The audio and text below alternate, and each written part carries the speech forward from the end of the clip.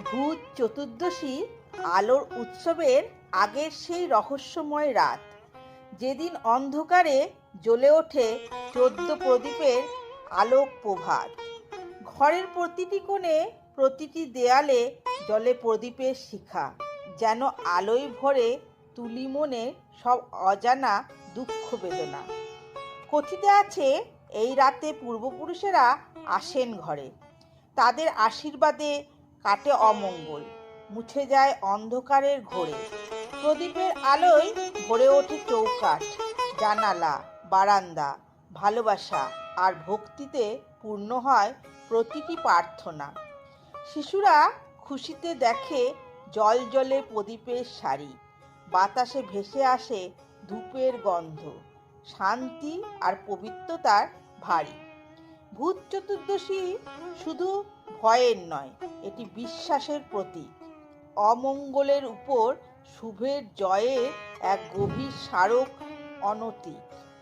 এই রাতে মনে জাগে একটাই কামনা, আলোয় ভরে যাক জীবন, দূর হোক সব অন্ধকারের যন্ত্রণা।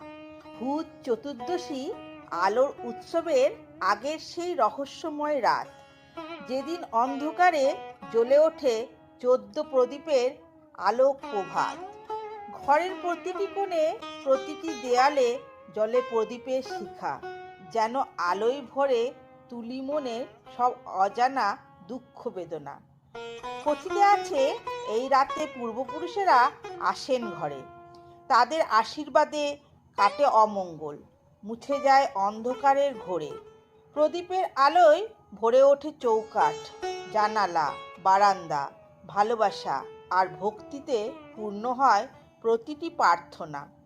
শিশুরা খুশিতে দেখে জল জলে প্রদীপের সারি, বাতাসে ভেসে আসে ধূপের গন্ধ, শান্তি আর পবিত্রতার ভারী। ভূত চতুর্দশী শুধু ভয়ের নয়, এটি বিশ্বাসের প্রতীক। অমঙ্গলের উপর শুভের জয়ের এক গভীর স্মারক, অনতিক। এই রাতে মনে জাগে একটাই কামনা, আলোয় ভরে যাক জীবন, দূর হোক সব অন্ধকারের যন্ত্রণা।